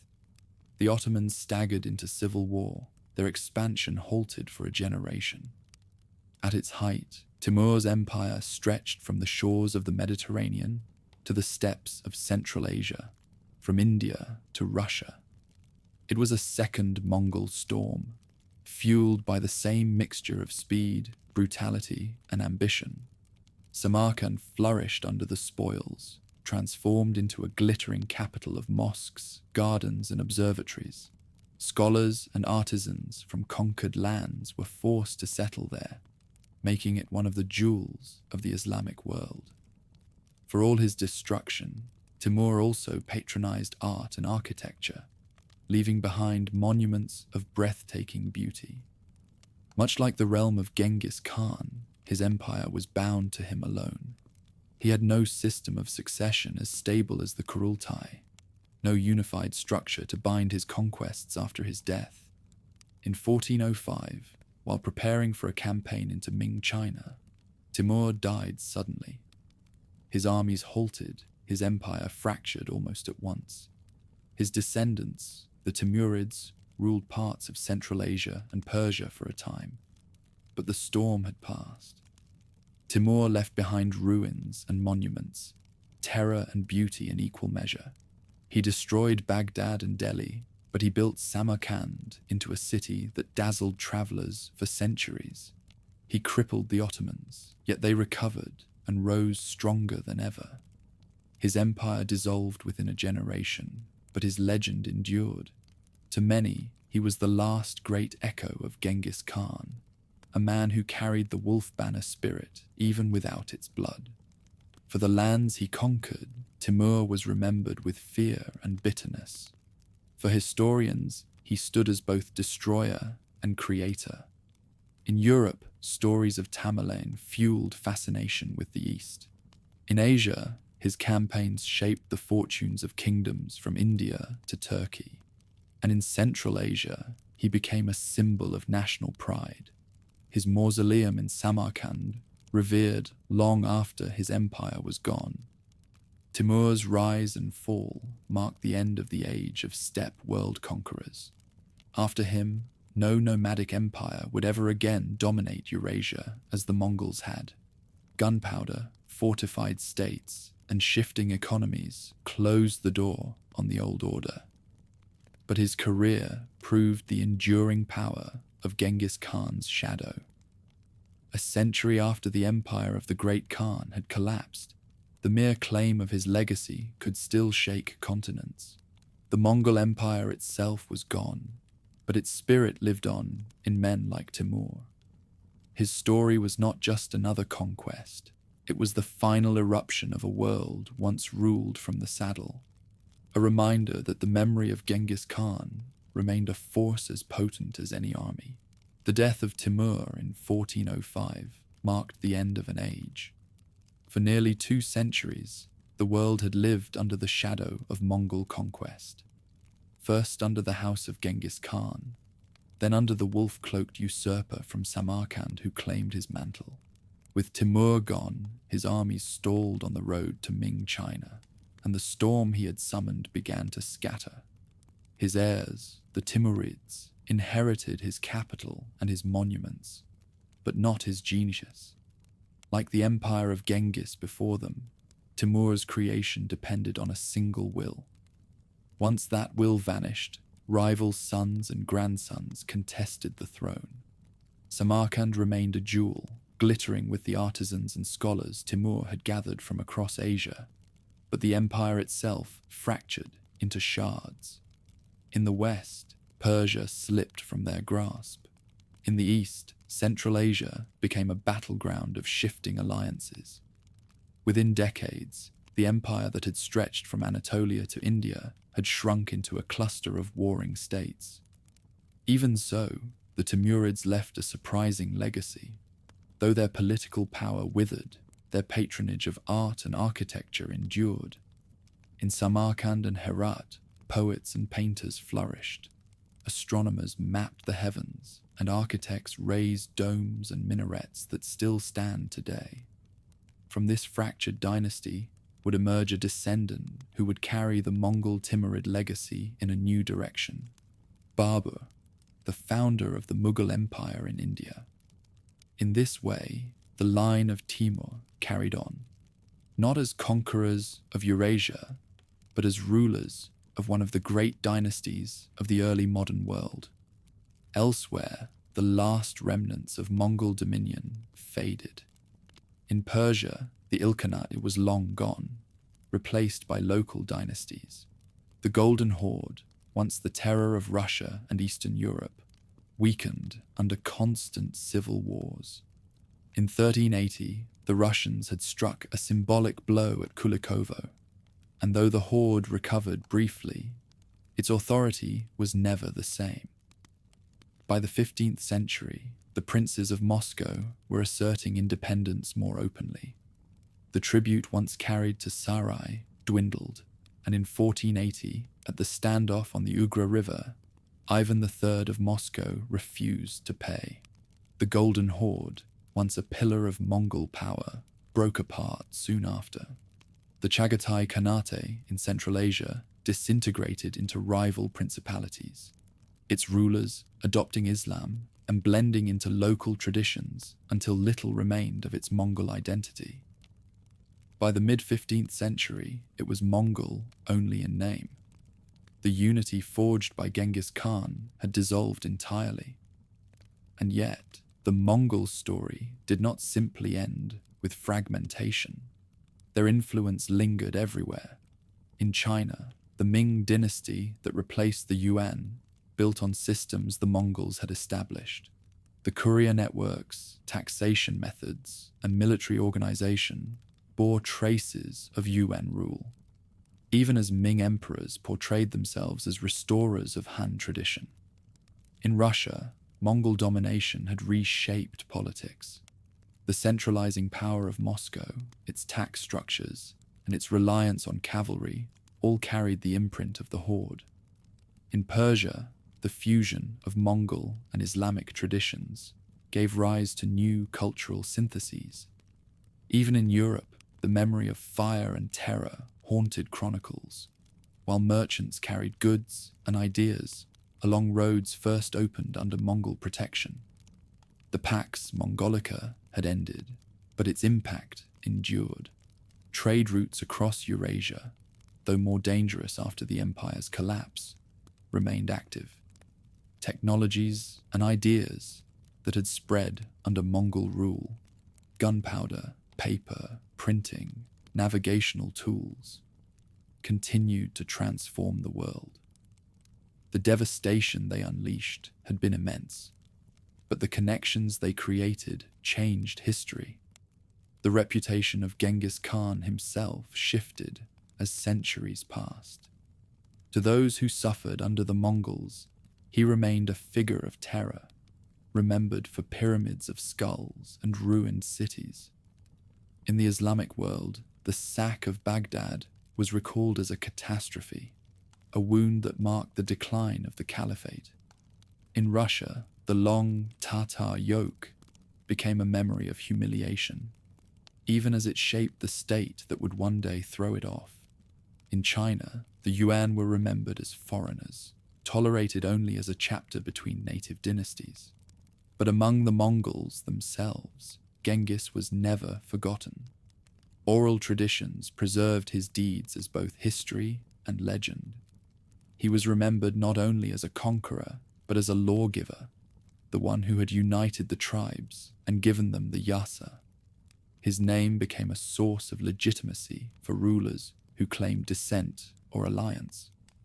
Timur himself had borrowed that prestige, styling himself heir to Genghis's vision even without his blood. Even outside Asia, fascination grew. In Europe, travelers like Marco Polo had already spread stories of his empire. Chroniclers recorded the terror of the invasions, but also marveled at the efficiency of Mongol communication, the discipline of their armies, and the strange openness of their empire to merchants and missionaries. Over time, the image of Genghis Khan shifted from that of a scourge to that of a world shaper. He was no longer merely the destroyer of kingdoms. He became the founder of connections. By the end of the 15th century, the last Khanates of Genghis's descendants were shadows of their former selves.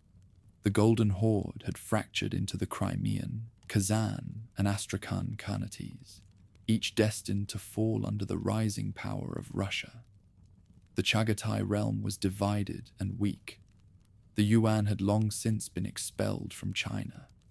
The Ilkhanate was a memory.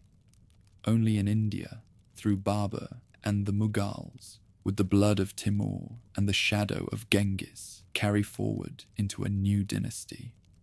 The world had changed. The age of horseback empires was ending.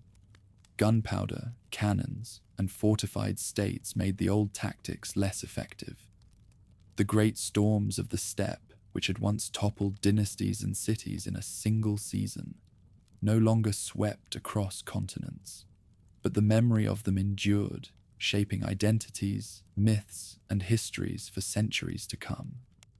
In Mongolia itself, the steppe remained poor and divided, but reverence for Genghis Khan only deepened.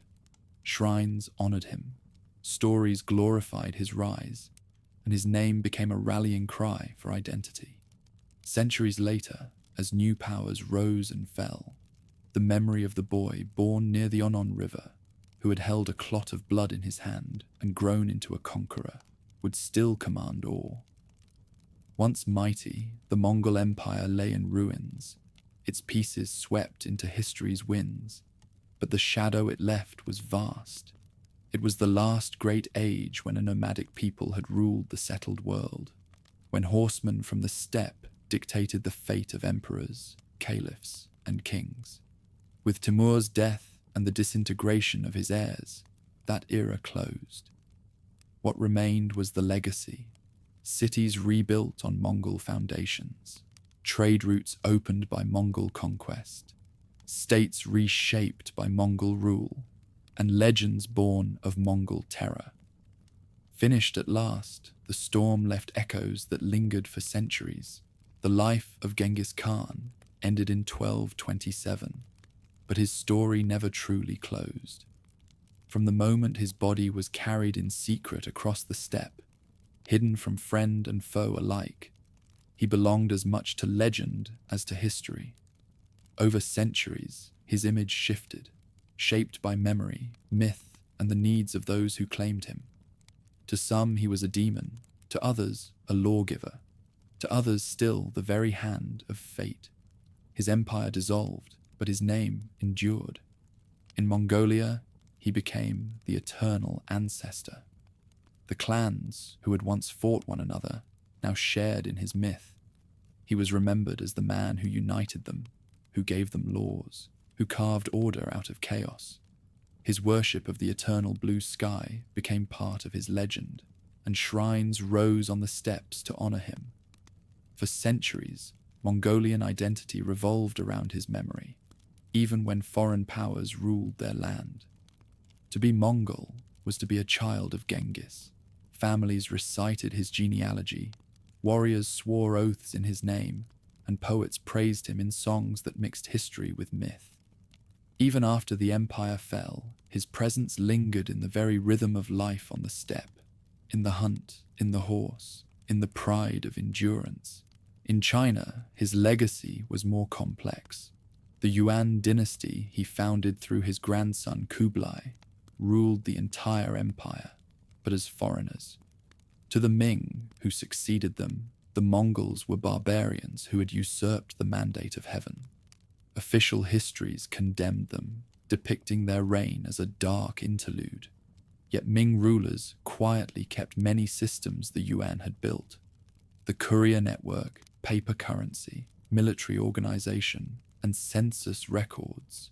These innovations survived. Even the city of Beijing, which became the Ming capital, owed its prominence to Kublai's decision to plant his throne there. Thus, Genghis Khan's memory in China was double-edged, despised as a foreign conqueror, but acknowledged as a shaper of Chinese history. Across the Islamic world, his name remained a scar. The sack of Baghdad in 1258, when Hulagu's men reduced the city to fire and rubble, remained etched as one of the great catastrophes of history. Chroniclers described the waters of the Tigris running black, with ink from ruined libraries, and red with blood from the dead. For centuries afterward, preachers and poets recalled the Mongols as a divine scourge, punishment sent for the sins of the people. And yet, over time, Mongol rulers in Persia converted to Islam, married into local dynasties, and sponsored mosques and scholars. The Ilkhanate adopted Persian culture so fully that their descendants were indistinguishable from the people they had once conquered. In Iran and Central Asia, architecture and art flourished under Mongol patronage, even as memory of the destruction lingered. Genghis Khan thus became both destroyer and unwitting midwife of cultural renewal. Within Russia, the past pressed down with humiliation's weight. The Golden Horde forced princes to kneel, extracted tribute, and burned cities that resisted. For 2 centuries, Russia lived under what later generations called the Tatar yoke. To Russian chroniclers, the Mongols were a curse, their horsemen agents of divine wrath. But beneath that resentment lay influence. The tribute system's centralized power in Moscow. The methods of taxation, military organization, and the concept of autocracy all carried the imprint of Mongol rule. Even the Orthodox Church gained privileges under the Horde, securing lands and authority that would later shape Russian identity. The power of the Tsars, which rose in defiance of the Horde, was also born in imitation of it. In this way, the shadow of Genghis Khan lingered even as Russians swore never to kneel again. Through terror, the name of Genghis Khan first reached Europe. The sudden invasions of Hungary and Poland in the 1240s left entire regions in ruins. Chroniclers called the Mongols demons unleashed from the east. Yet fascination mingled with fear. Envoys were dispatched to the courts of the Khans, merchants pushed along the reopened Silk Roads, and friars carried messages from popes. Marco Polo's tales of Kublai Khan's China astonished readers, with descriptions of wealth and marvels unknown in the West. Cities larger than Paris, paper money, coal that burned like stone. Over time, Europeans came to see the Mongols not only as destroyers, but as proof of a larger world. In an indirect way, the Mongol Empire prepared Europe for the age of exploration, showing that seas and deserts could be crossed, that distant civilizations were reachable. Centuries later, his legacy was reinterpreted again. In the 19th and 20th centuries, Mongolian nationalism revived his image as a symbol of pride. When Mongolia declared independence in the 20th century, Genghis Khan became the face of the nation once more. His portrait hung in halls, his name stamped on currency, his likeness used in state ceremonies. He was no longer only the conqueror of half the world. He was the father of a people who had survived centuries of domination by others. Outside Mongolia, the reassessment continued.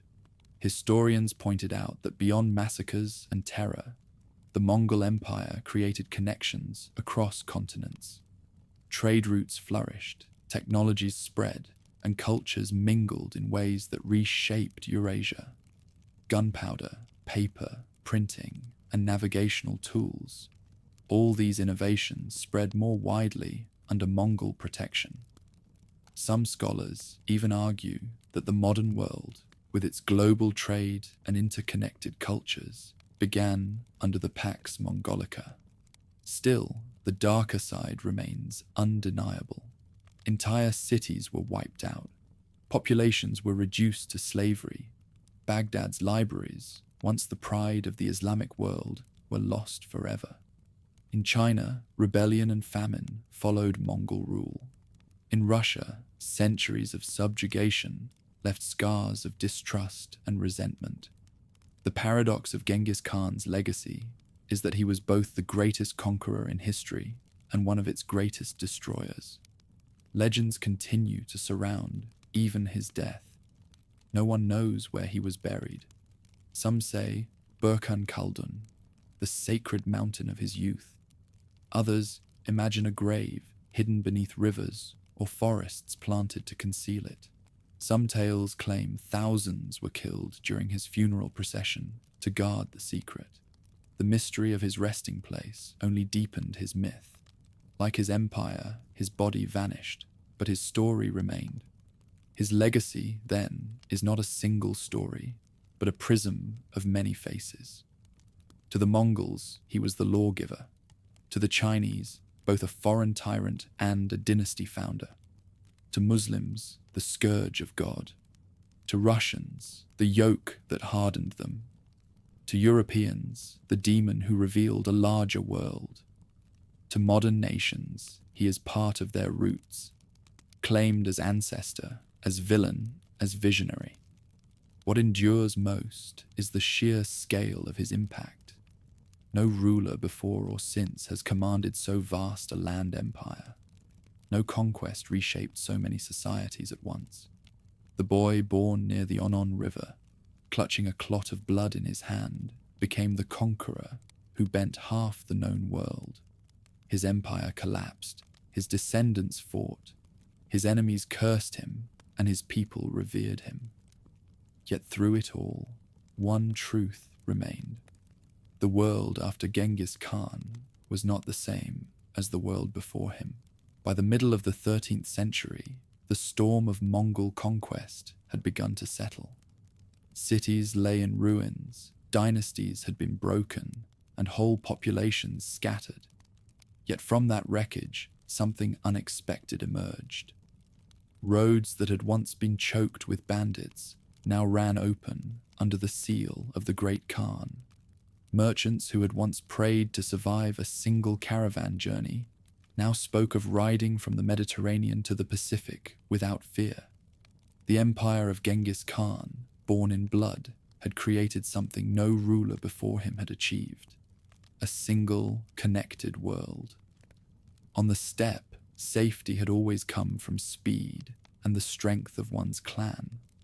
Under the Pax Mongolica, safety now came from the empire itself. Caravans carried silk from China to Persia, porcelain to Cairo, spices to the ports of the Black Sea. Horses of the steppe were traded for Venetian glass and Persian carpets. Samarkand became a crossroads where one could hear Arabic, Persian, Chinese, Turkish, and Italian spoken in the same market. To walk its streets was to walk through the arteries of an empire that stretched from horizon to horizon. Knowledge traveled with the merchants. Paper, long used in China, spread farther west than ever before. Gunpowder, once a curiosity, reached the Middle East and Europe, where it would change the way men fought wars forever. Navigation charts, astronomical instruments, and medical texts passed from scholar to scholar, copied, debated, and transformed. The Mongols had not invented these things, but by protecting the roads and punishing those who preyed upon travelers, they allowed them to move as never before. The Khans welcomed men of all faiths and lands to their courts. In Karakoram, lamas debated with imams. Christian priests stood beside shamans, and Taoist sages spoke of immortality before the throne. In China, Kublai Khan employed Persian astronomers, Muslim engineers, and even Venetian merchants. Genghis Khan's heirs did not see religion as a threat. They saw it as a tool. So long as prayers did not challenge their rule, they allowed them freely. This tolerance drew pilgrims, monks, and friars into Mongol lands, and their words carried back images of a world held together by the will of a single family. Some of the travelers left accounts that would echo for centuries.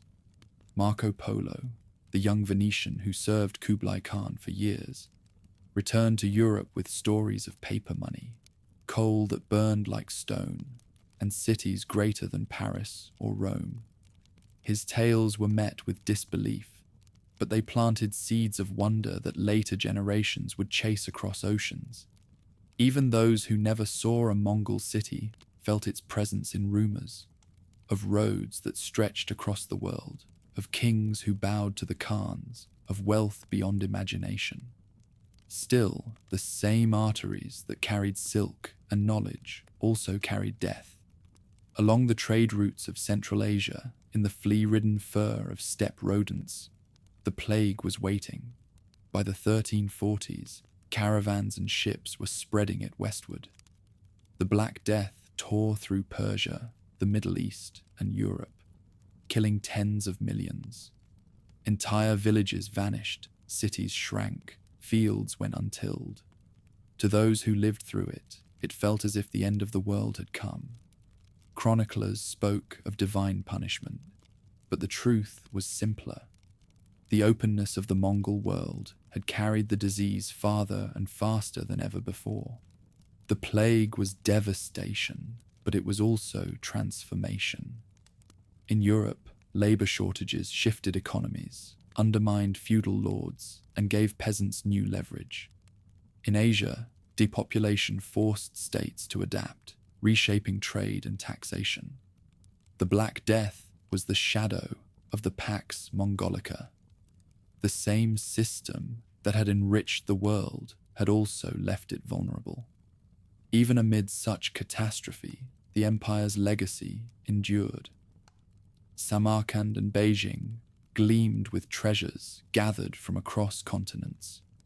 Artisans captured in war were resettled in foreign cities, where they built mosques, cathedrals, palaces, and observatories. Persian tilework decorated Chinese halls. Chinese engineers rebuilt dams in Persia. Ideas and craftsmanship blended into forms unseen before. Out of the wreckage of conquest rose cities of dazzling beauty, monuments to the strange marriage of violence and vision. Daily life itself, down to its smallest details, revealed Mongol influence.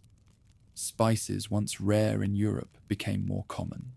Techniques for breeding horses, weaving cloth, or minting coins passed across borders. Languages borrowed words from one another. Cuisines absorbed foreign ingredients. What had once been isolated worlds were now stitched together by invisible threads of exchange. Europe, in particular, emerged changed. The invasions of the 1240s had left scars of terror, but the stories carried home by friars and merchants revealed wealth and wonders to the east. When the Mongol Empire fractured and the Silk Road grew dangerous again, Europeans did not forget. Instead, they searched for new routes to Asia, voyages that would one day carry them across oceans and into the Americas. The dream of reaching the court of the Great Khan lingered long after his empire was gone, fueling the age of exploration. For Russia, the centuries under Mongol tribute forged a different path. The princes of Moscow learned the methods of taxation and administration from their overlords. When the Golden Horde finally weakened, those same systems were turned outward, helping Russia expand into the very steppe that had once dominated it. In this way, the Mongol shadow stretched far beyond their rule, shaping states that would last long after the empire was dust. Persia, too, carried their imprint. The Ilkhanate had destroyed cities, but it had also sponsored art, astronomy, and architecture. When the dynasty collapsed, local rulers carried forward the fusion of steppe and Islamic traditions, blending them into something new. The Mongols had come as conquerors, but they left as part of the fabric of Persian history. The Pax Mongolica lasted little more than a century, but in that time, the world shifted. No wall, no desert, no mountain range could prevent the flow of goods and ideas. The empire had begun as the dream of a boy abandoned on the steppe, and it had become the first true global system, linking east and west in ways no one had imagined. Its peace was built on fear, its roads paved with conquest, but it was peace all the same. A peace that allowed caravans to ride farther, sailors to sail longer, and scholars to think beyond the horizon of their own lands. When the empire fractured, the connections did not vanish. The Silk Road continued, though less safe. Trade resumed, though slower. Knowledge spread, though more carefully guarded. The Mongols had shown what was possible, and the world could not return to its old isolation. What the Mongols made was more than an empire. It was a bridge, built on violence, but carrying across it the things that would shape centuries to come. Spices and gunpowder, plagues and prayers, ideas and inventions. For better and for worse, they had drawn the map of a new world. On the banks of the Onon River in the 12th century, a boy was born into hunger, betrayal, and exile. His name was Temüjin. He grew up hunting for roots, shackled in a wooden collar, fighting even his own kin for scraps. Nothing in those early years suggested greatness, and yet, from that wilderness of hardship, came a man who would unite the steppe, topple kingdoms, and forge the largest land empire the world has ever seen. History remembers him by another name, Genghis Khan. His story was one of impossible transformation. From the orphan abandoned by his clan, he became the unifier of all the Mongols. From a fugitive chased across the steppe, he became the terror of China, Persia, and Europe alike. He broke empires with the speed of his horsemen and the fire of his will. In battle, he was ruthless. Against betrayal, merciless. But to his followers, he was the center of loyalty, rewarding men of humble birth, demanding discipline above bloodline, reshaping the very fabric of nomadic life. The conquests he unleashed left cities in ruins and populations massacred. Chronicles from Baghdad, from Kiev, from Zhongdu, all record the terror of Mongol armies sweeping like locusts across the land. To many, he was no man, at all but a punishment sent from the heavens. Yet from those same conquests came something stranger. connection. The Pax Mongolica, carved from blood, allowed caravans to cross continents, merchants to prosper, scholars to meet, and ideas to spread. Gunpowder, paper, navigational tools, medicine, and even the plague rode the roads he created. His empire was a paradox, at once the destroyer of worlds and the bridge between them. His death in 1227 did not end the storm. His sons and grandsons carried it farther. Ögedei into Europe, Möngke across Asia, Hulagu into Baghdad, Kublai into the throne of China. Each expanded the map. Each bent new kingdoms beneath their rule. But the unity of the empire cracked under its own weight, splintering into khanates that drifted apart. By the 14th century, the Mongol Empire was gone. What remained were fragments, Golden Horde, Ilkhanate, Chagatai, Yuan, and the memory of a man who had once held them together. Even in its fall, his shadow endured. In Persia, Mongol blood mingled with Islamic tradition, shaping dynasties to come. In Russia, tribute to the Golden Horde hardened the rule of Moscow, planting the seeds of a new empire. In China, the Yuan fell, but their capital at Beijing became the seat of Ming and Qing dynasties. In Central Asia, Timur claimed Genghis as ancestor-in-law and wrapped himself in his legacy, building a fleeting empire of his own.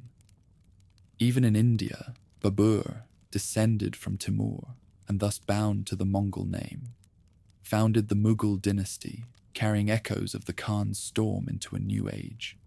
To those who suffered under him, he remained the scourge of God. To his people, he was the eternal ancestor. To later generations, he was a paradox, both tyrant and innovator, both destroyer and creator. His burial place was hidden, his body lost to time, but his story never vanished. Mongols whispered prayers to him under the eternal blue sky. Europeans told tales of his empire long after his banners had disappeared. Historians still argue whether he was a monster or a maker of the modern world. His legacy is written in both ruins and bridges. He erased dynasties and toppled capitals, but he also stitched together the first truly global system of trade and exchange.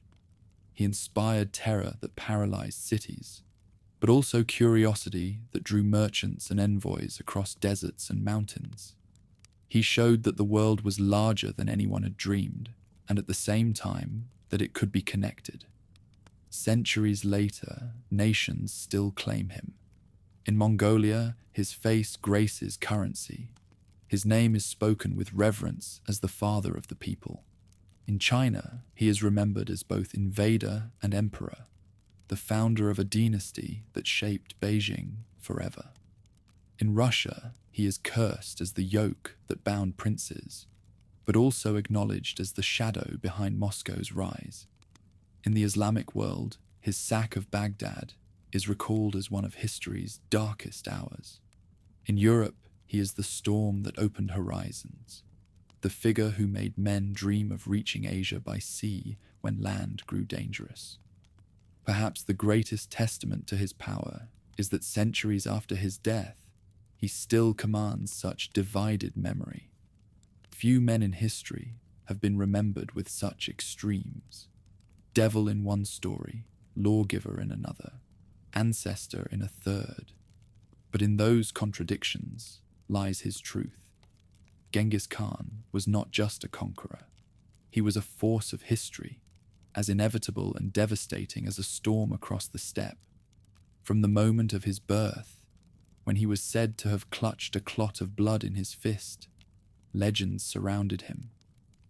From the moment of his death, when his body vanished into a secret grave, mystery followed him. His life bridged the line between myth and history, and his legacy still walks that line today. The boy Temüjin, who once fought for scraps on the frozen rivers of Mongolia, reshaped half the known world.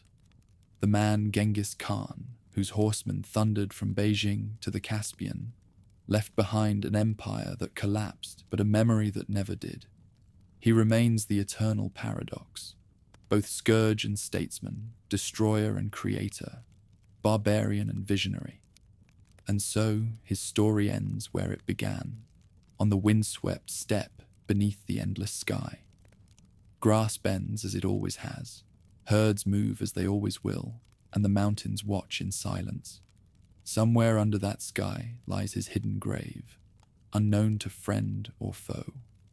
But his true monument is not stone or earth. It is the changed world he left behind, the roads, the ruins, the myths, and the nations that still carry his name.